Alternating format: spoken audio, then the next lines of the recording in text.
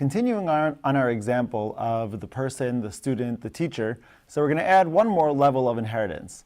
So let's redraw our inheritance. So we have the person, we have a student, and so the arrow always points to the superclass in UML design, which is what we're using. Person, student,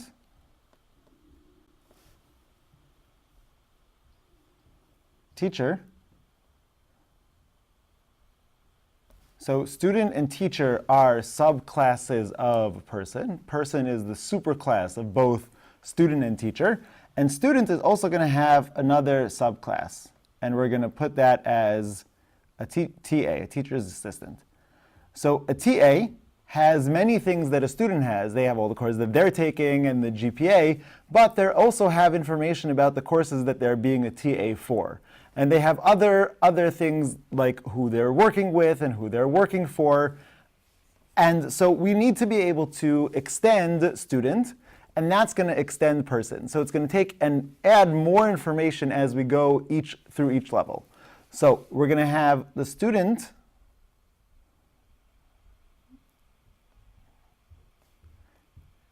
extend person, and TA extend student. Okay, so that's multiple levels of inheritance. So how are we going to write that? So what we're going to do is we're going to write, the first one's going to be public class person with all of its data. Then we're going to have a public class student which extends person.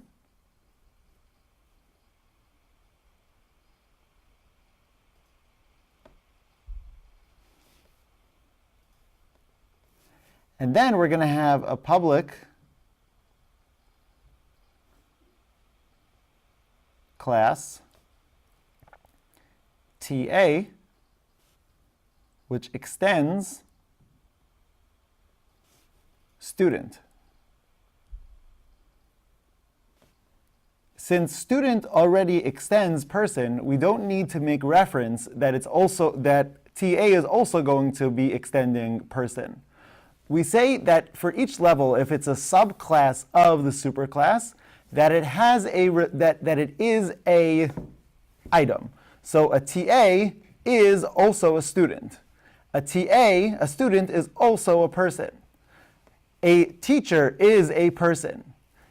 And a TA is also a person, meaning you would say that a TA is a person even though they're not directly connected, even though you're not saying a TA extends person, you're saying a TA extends student, but it also takes all of the information from person since student is a subclass of person.